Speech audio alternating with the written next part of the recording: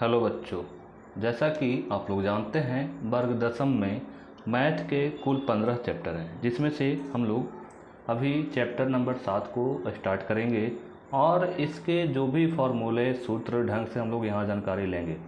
और एक बात बता देना चाहते हैं कि ये जो अब आपका वीडियो जो है बाईटी चैनल स्टडी विथ विमल के नाम से आपको यूट्यूब पर अपलोड मिलते हुए रहेंगे, ठीक है। तो मेन रूप से जानकारी ये लेना है आपको कि जैसा कि हम लोग निर्देशांक ज्यामिति पढ़ेंगे अभी। इस चैप्टर का नाम है निर्देशांक ज्यामिति means coordinate geometry. Coordinate geometry बहुत आसान तरीका से हम लोग समझने का प्रयास करेंगे। देखिए यहाँ पर क्या है, यहाँ पर जब आप देखते होंगे सबसे पहले आपको जानकारी लेनी पड़ती है एक्स रेखा और वाई रेखा की जानकारी लेनी पड़ेगी।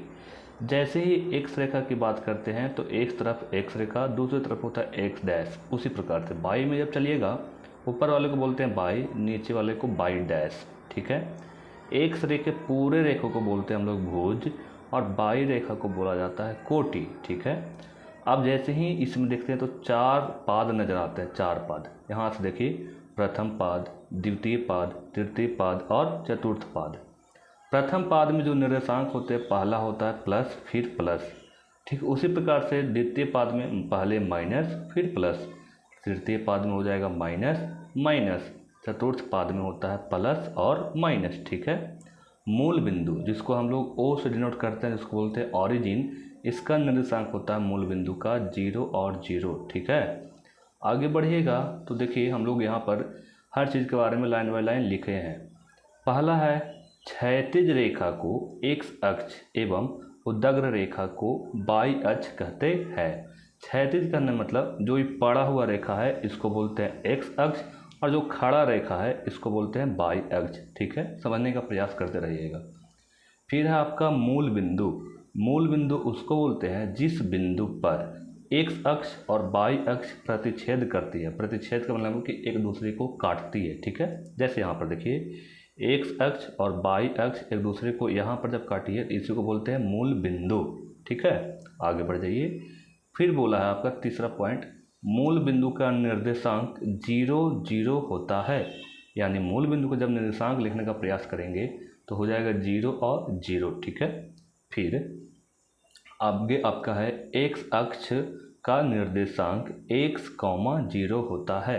यानी जब भी जिस चीज़ का हमको निर्देशांक लिखा जाएगा पहले उसको तो आप लिखिए और फिर बाएं वाले को कर दीजिए 0, यानी x अक्ष का निर्देशांक हो जाएगा x 0 होता है, ठीक। उसी प्रकार से जब बाई अक्ष का निर्देशांक लिखना चाहेंगे हो जाएगा 0 बाई, 0, बाई होता है।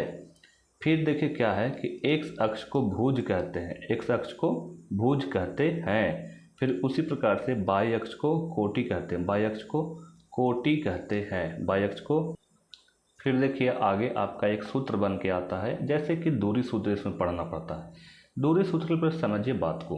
जैसे मान लीजिए पहला बिंदु ए और दूसरा बिंदु जो कि है बी नाम का, इस दोनों के बिंदुओं के बीच में क्या दूरी बन के आई है इसी को निकालने के लिए हम लोग दूरी सूत्र का फार्मूला का यूज करते हैं। जैसा कि फार्मूला है √x2 - x1 का whole square plus y2 - y1 का होल स्क्वायर। फिर से एक बार देख लीजिए, दूरी सूत्र बराबर √x2 - x1 का whole square plus y2 - y1 का होल स्क्वायर। उसके बाद आगे मूल बिंदु से किसी बिंदु की दूरी सूत्र, यानी जब मूल बिंदु से किसी बिंदु के जब दूरी सूत्र निकाला जाएंगे तो उसका फार्मूला बन के आएंगे √x² plus y square, √x² plus y square, ठीक है।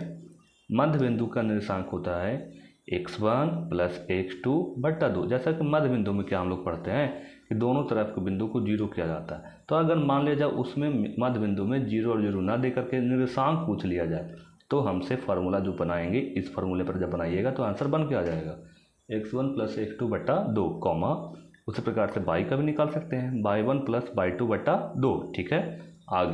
आगे जब पढ़ते हैं तो हम लोग को पढ़ना पड़ता है विभाजन सूत्र। इस विभाजन सूत्र में एक चीज़ समझने वाली बात यह है कि इसमें आपको समझना पड़ेगा कि किस अनुपात में कोई चीज़ विभाजित हुए हैं। जब तक आप फार्मूला में विभाजन पता नहीं करिएगा किस अनुपात में विभाजित है, आप विभाजन सूत्र लगा नहीं सकते हैं। तो देखिए जहाँ पर m1 और m2 आपको नज़र आ रहे हैं फार्मूले में, वो आपका अनुपात को सूचित करते हैं कि किस अनुपात में क्या क्या चीज़ बटे हुए हैं। तो फार्मूला पर हम लोग ध्यान देते हैं, बाकी जो प्रश्न आएंगे उसमें हम लोग फार्मूला का यूज करके बता दिए जाएंगे। फार्मूला इसका विभाजन सूत्र का m1 x2 plus m2 x1 बटा m1 प्लस m2। उसी प्रकार से बाई वाले पार्ट में m1 by 2 plus m2 by 1 बटा m1 प्लस m2। ठीक है, आगे मध्य बिंदु का निर्देशांक होता है x1 प्लस x2 बटा 2। मध्य बिंदु का निर्देशांक होता है x1 प्लस x2 बटा 2।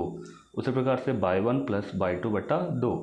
आगे बहुआ आपका है त्रिभुज के केंद्रक का निर्देशांक। त्रिभुज के केंद्रक का निर्देशांक, त्रिभुज के केंद्रक का निर्देशांक फार्मूला है x1 plus x2 plus x3 बटा 3 comma by 1 plus by 2 plus by 3 बटा 3। अब आगे एक देखिए, एक फार्मूला जो आपका बेजोड़ फार्मूला इसको बोला जाता है, बहुत ज़्यादा बेजोड़ फार्मूला है। त्रिभुज का क्षेत्रफल, अधिकतर बच्चों को फार्मूला याद करने में बहुत कठिनाई होती है, लेकिन आपको आसान तरीका से यहाँ पर देखिए कैसे याद करना है तो समझ में आ जाएगा। त्रिभुज का क्षेत्रफल 1/2 into x1 into by 2 minus by 3 plus x2 into by 3 minus by 1 plus x3 into by 1 minus by 2। देखो यहाँ पर x1 by 2 by 3, x2 by 3 by 1, x3 by 1 by 2, ये क्या है कैसे है कुछ समझ में नहीं आ रहा है। तो देखो ना, इसके लिए हम क्या बना के रखे हैं, छोटा सा एकदम नॉर्मल सा ट्रिक जो कि आप लोग आसान तरीक़े से इसको याद कर लीजिएगा, कभी भूलिएगा भी नहीं।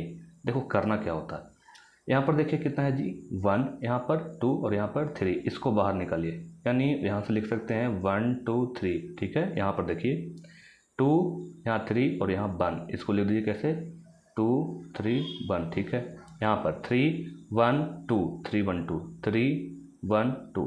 हाँ, तो इसको याद कैसे हम लोग रखेंगे, यहाँ पर इसको मात्र और मात्र इतना याद रखिए, इसको बोल दीजिए 123, इसको बोल दीजिए 231 और इसको बोल दीजिए आप 312।